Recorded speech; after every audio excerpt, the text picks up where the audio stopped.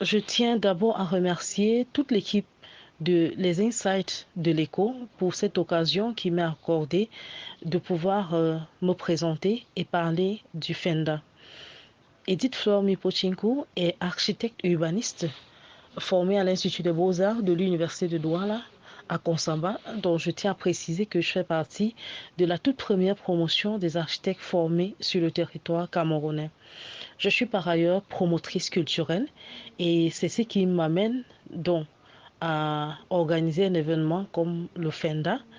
Donc, en tant qu'architecte, je suis passionnée de tout ce qui est patrimoine architectural parce que dans mon quotidien, j'œuvre pour que les œuvres architecturales qui font partie de notre paysage urbain soient connues des Camerounais, soient connues des élèves architectes et qu'on puisse, derrière chaque architecture, derrière chaque élément qui se distingue dans le paysage urbain, savoir qui est l'architecte ou alors quelle est l'entreprise derrière ce projet.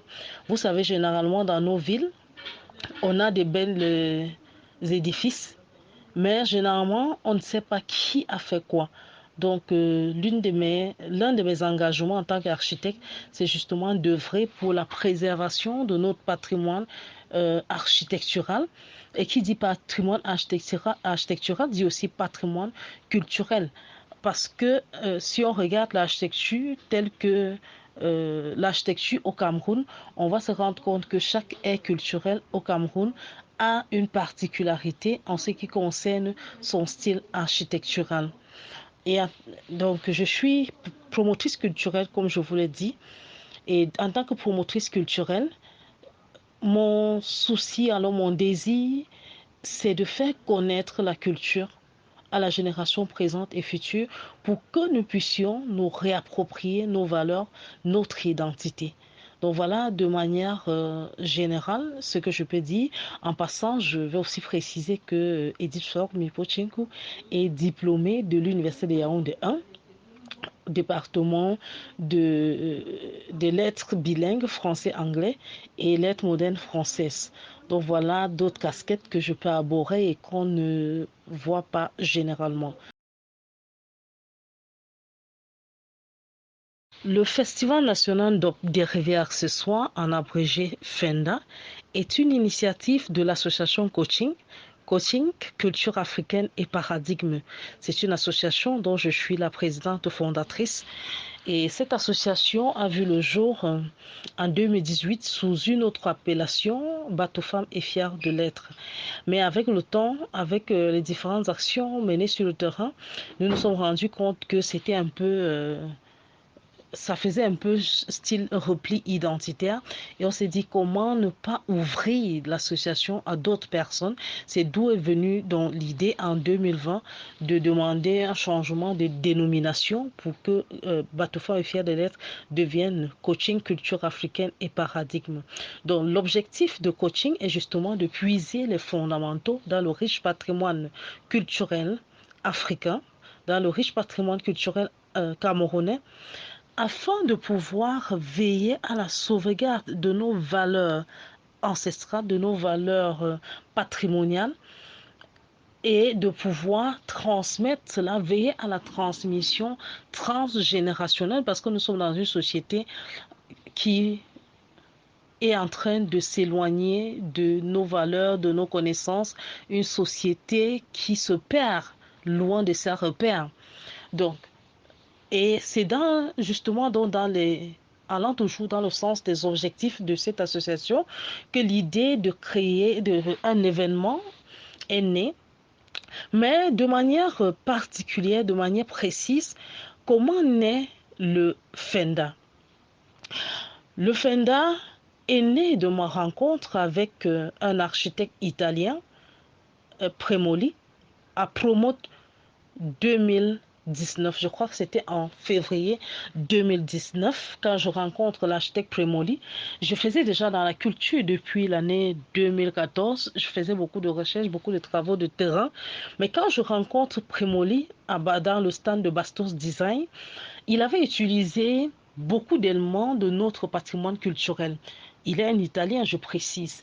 Et ce qui m'avait particulièrement marqué, c'est qu'il avait utilisé justement l'étoffe ndop, le tissu ndop pour des décorations. Et pendant que je l'interviewais, que j'échangeais avec lui, quand il a analysé cette étoffe de ndop qui était sur le sofa, il me dit, quand je regarde ça, j'ai de l'admiration pour ce peuple parce que quand je regarde ce tissu, je vois un tissu urbain. Ici, c'est le système libre, des espaces libres. Là, c'est le système parcellaire. Là, c'est le système bâti. Là, c'est le système vierge. Et comment je peux dire ça? Ça dit, j'étais ébloui de voir un Italien me parler de ce que je suis supposé savoir, puisque ça fait partie de ma culture. Et comme si ça ne suffisait pas, au mois de novembre, octobre-novembre 2019 toujours, je vais rencontrer une Italienne, Marta Cole, qui elle est styliste, modéliste. Je la rencontre alors qu'elle est venue faire un shooting au Palais Royal Bateau Femme. Et pendant nos échanges, parce qu'après ça, je décide donc de lui faire une interview. Et l'objectif, c'était de savoir pourquoi elle est venue dans cette chefferie faire un shooting, pourquoi avoir choisi d'utiliser le ndop dans sa création. Et ce qu'elle m'a dit, elle me dit, j'utilise le ndop pour des vêtements des reines, pour des vêtements des rois, parce que c'est un tissu qui doit être respecté. Chaque élément sur le ndop renvoie à un message. Et puis j'ai dit, waouh, comment est-ce que c'est encore un étranger qui me parle de ma culture de cette façon? Voilà donc ce qui me pousse à approfondir les recherches sur le tissu ndop et je commence donc à fouiller davantage.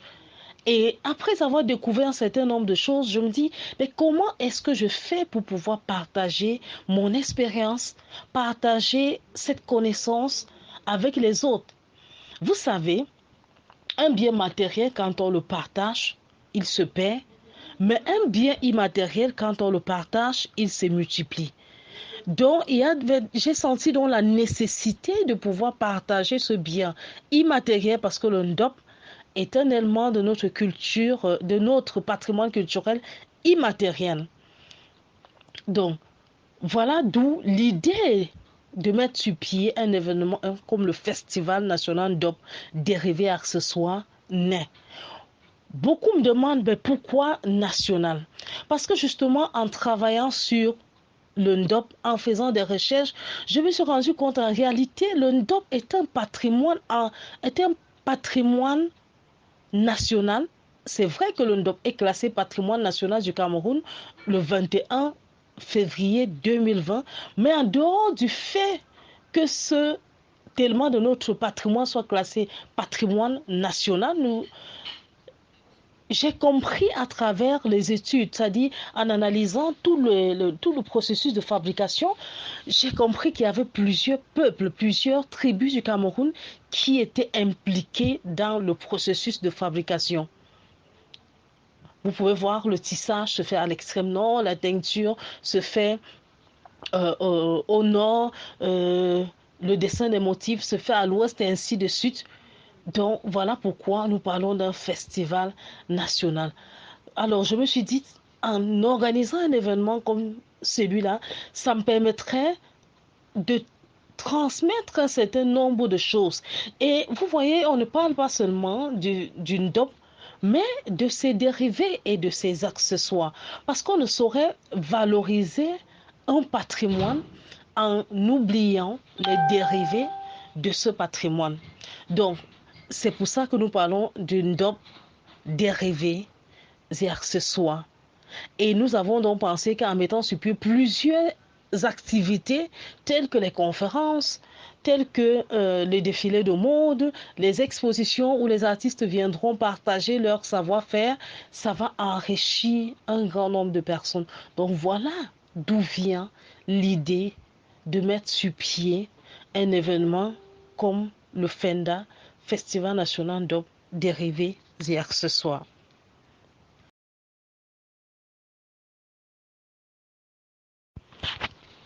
Donc, parler du lien qui existe entre la culture, l'histoire et le développement revient à comprendre chacune de ces notions, alors chacun de ces concepts.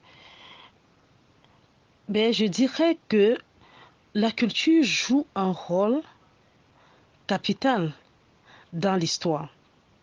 La culture est une source d'emploi, d'exportation et de revenus. Parce qu'aujourd'hui, vous voyez, nous sommes à l'ère des nouvelles techniques de communication où on parle beaucoup plus de l'industrie culturelle. En fait, la culture est un capital social qui permet de promouvoir le développement des capacités des individus et des groupes et leur participation à la vie de la société. Vous allez vous rendre compte que de plus en plus de nos jours, nous avons des associations culturelles, nous avons des entreprises culturelles qui permettent aux individus, qui permettent aux sociétés, qui permettent aux communautés de pouvoir se développer parce que justement, ces différentes associations, ces différentes entreprises culturelles sont source d'emploi pour plusieurs jeunes. Donc la culture enrichit le capital social et permet de valoriser les autres ressources pour le développement. Donc vous comprenez donc que quand on parle de culture ou quand on parle du développement de la culture, de manière directe ou indirecte, il y a un impact sur le développement. Maintenant, si on revient au niveau de l'histoire, on nous a donné la définition de l'histoire au lycée comme étant la connaissance du passé basée sur l'écriture et tout ce qui suit. Mais l'histoire n'est pas que connaissance. L'histoire, c'est aussi une transmission. L'histoire est une prise de conscience par l'homme du processus d'évolution qu'il entraîne. Donc, aujourd'hui, on ne saurait parler donc de la culture sans faire allusion à l'histoire. Parce que parler de la culture revient à revisiter l'histoire. Aujourd'hui, par exemple, quand nous parlons d'une DOP, nous ne pouvons pas parler d'une DOP sans revisiter notre histoire. Parce qu'en parlant d'une DOP, on va vous dire l'expression, le vocable NDOP est venu du nord-ouest. On va vous dire le tissage a commencé dans la zone en Afrique de l'Ouest. Le tissage du coton a commencé en Afrique de l'Ouest. C'est là où il y avait un foyer de tissage. On va vous raconter un certain nombre de choses. On va vous parler du lien qui existe entre la teinture et le commerce qui se pratiquait entre le Grand Nord et l'Ouest Cameroun. Donc vous voyez que de manière générale, il y a un lien qui est tissé entre l'histoire, la culture et le développement. Donc pour faire simple, je dirais donc que lorsque nous avons un intérêt, lorsque nous voulons connaître notre culture, connaître qui nous sommes, ça nous amène forcément à fouiller pour connaître notre histoire. Et en fouillant pour connaître notre histoire et dans le souci d'en devrait pour perpétuer ou alors pour valoriser ou pour renforcer notre histoire, on se retrouve en train de créer des associations, de créer des industries ou alors de faire renaître certaines activités qui existaient et qui n'existent plus aujourd'hui et forcément ça impulse le développement. Et vous allez voir que la plupart des pays, des sociétés qui sont développées ces 10-20 dernières années, ce sont ces pays qui se sont appuyés sur la culture. Prenez l'exemple de la Chine. On peut prendre l'exemple du Brésil et plusieurs autres pays. Prenons même l'exemple du Sénégal en Afrique. Nous allons nous rendre compte que les pays qui s'appuient, qui ont pour socle leur culture, vont forcément émerger. Et c'est pour ça que dans notre association Culture africaine et paradigme, nous pensons que le développement de l'Afrique passera par sa culture ou alors ne passera pas.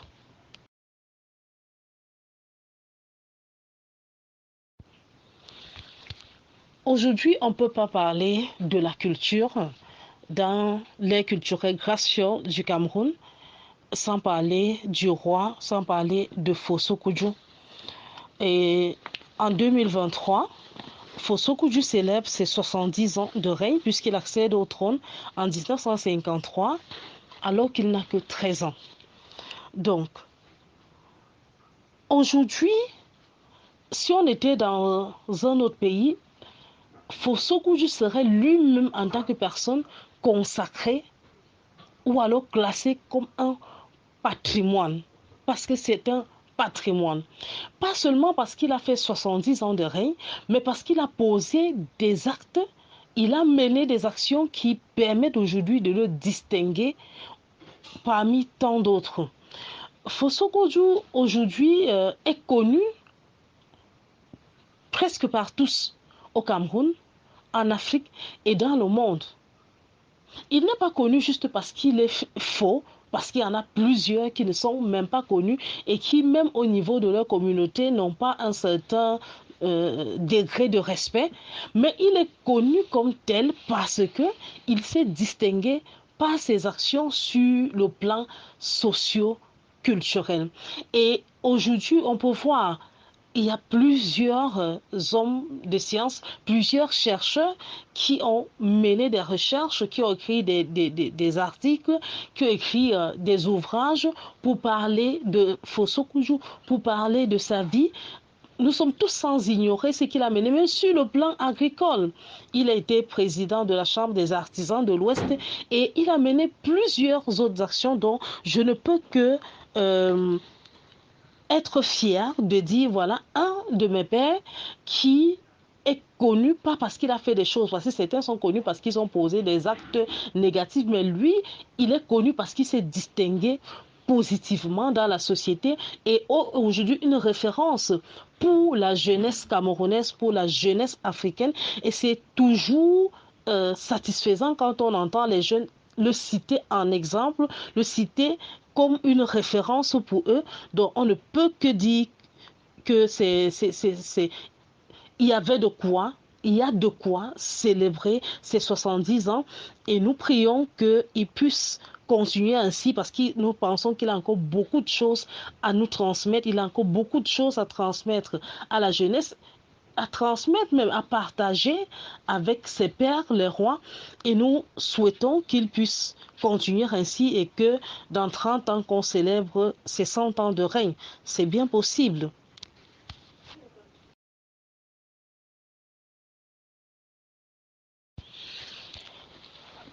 Que faut-il faire pour veiller à la transmission de la culture? J'aurais préféré que vous me posiez plutôt la question de savoir ce qu'il faut faire pour veiller à la connaissance de la culture, parce qu'on ne peut pas transmettre ce qu'on ne connaît pas. Pour transmettre, il faut connaître. Et je pense que c'est ce qui pose justement problème dans notre société actuelle. C'est qu'à un moment, peut-être conséquence de la colonisation, il y a eu une rupture, il y a eu une sorte d'acculturation où on a pensé pendant longtemps que le meilleur se trouve dans la cour du voisin. On a oublié tout ce que nous avions comme patrimoine culturel, comme patrimoine historique, et on s'est focalisé sur les autres choses. Et c'est avec fierté que quelqu'un vous dit, ah, je parle pas le patois. Euh, il faut faire comme les Blancs, il faut copier l'exemple des Blancs.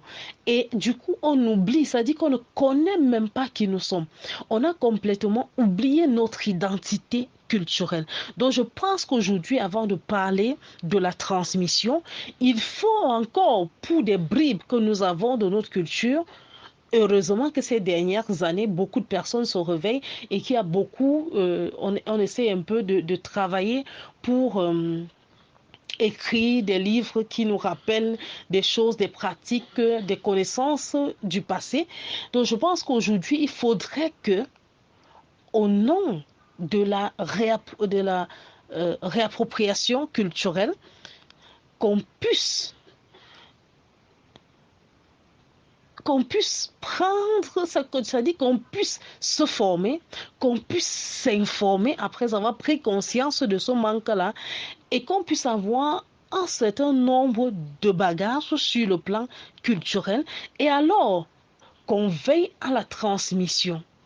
Transmission, vous voyez dans nos écoles aujourd'hui, il y a des cours de connaissance de la culture, de la langue, mais parfois on fait face à des enseignants qui eux-mêmes n'ont pas une maîtrise de cette culture.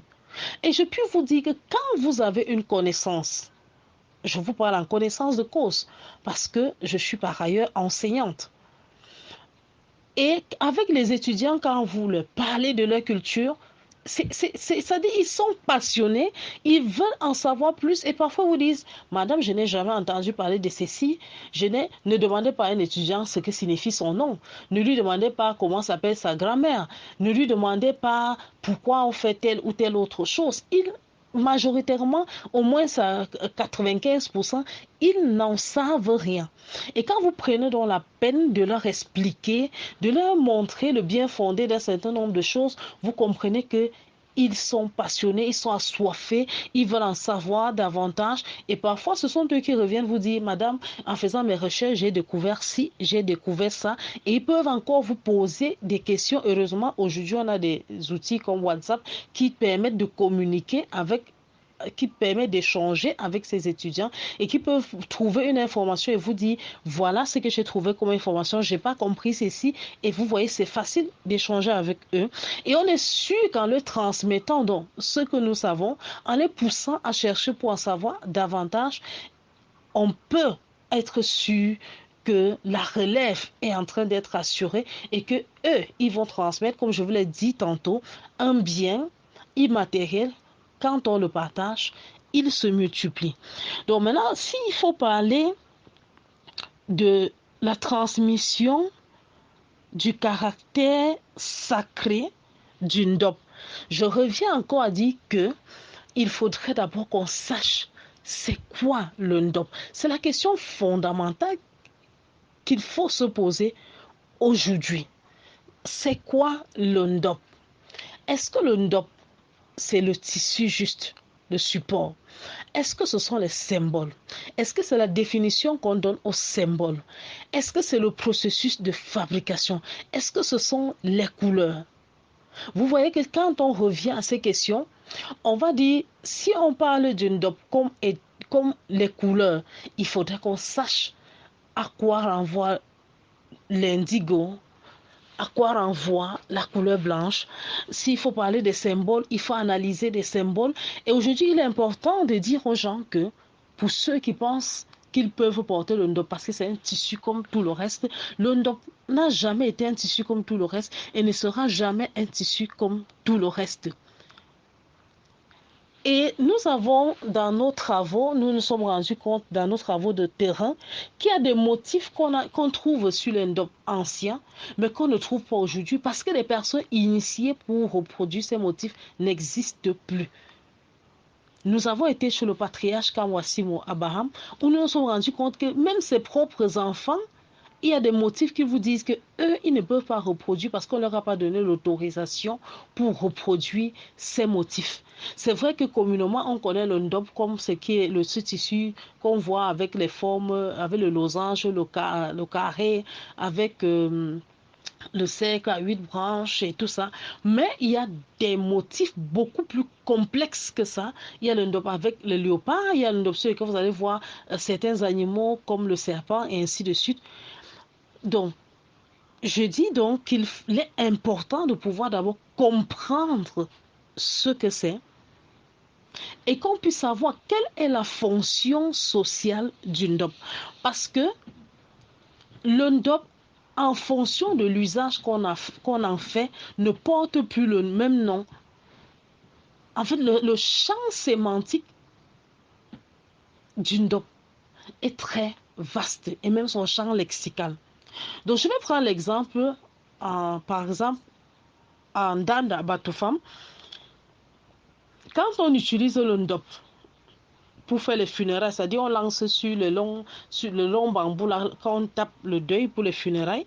En ce moment, un papa ne va pas vous dire que apporte le ndop.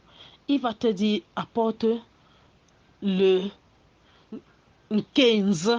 En ce moment, c'est le 15.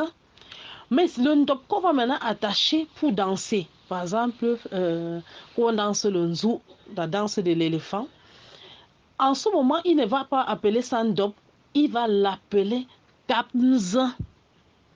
S'il lance au cou, comme on voit par exemple lors des deuils, c'est le P kamz. Donc en fonction de l'usage, ainsi de suite, le ndop ne va plus porter le même nom. Et il y a même certains ndop que vous cherchez parfois sur le marché, même pour louer, vous n'en trouvez pas. Donc je dirais que pour garder ce côté sacré du ndop, il faut d'abord transmettre la connaissance plurielle qu'il y a derrière le ndop pour que celui qui prend sur lui de porter sache ce qu'il porte.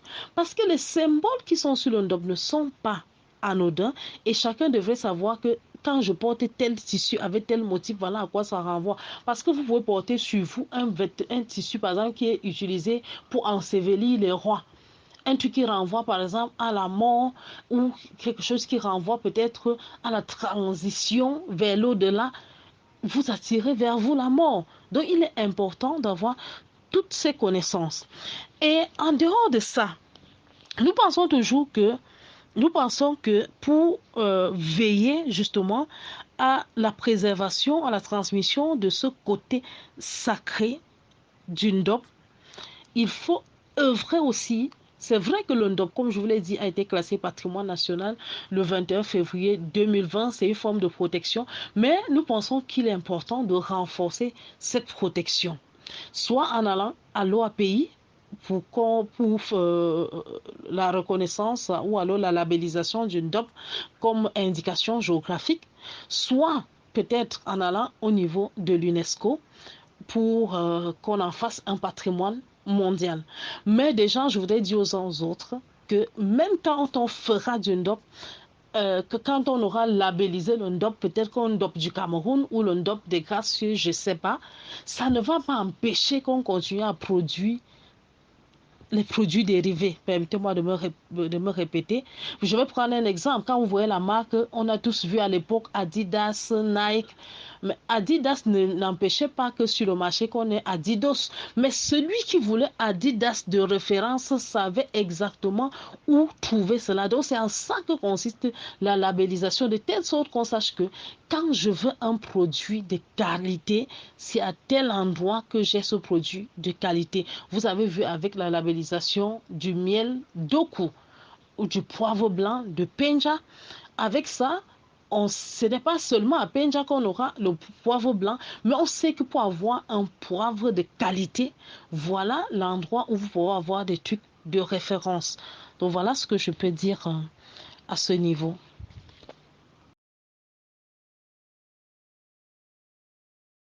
Le Fenda est un événement culturel et on ne saurait fermer un événement culturel à qui que ce soit.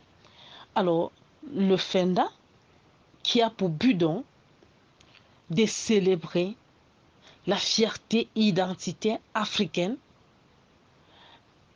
est ouvert à tout le monde. Et nous tenons ici, une fois de plus, à rappeler pourquoi nous parlons du Festival Ndop et nous parlons de la célébration de la fierté identitaire africaine.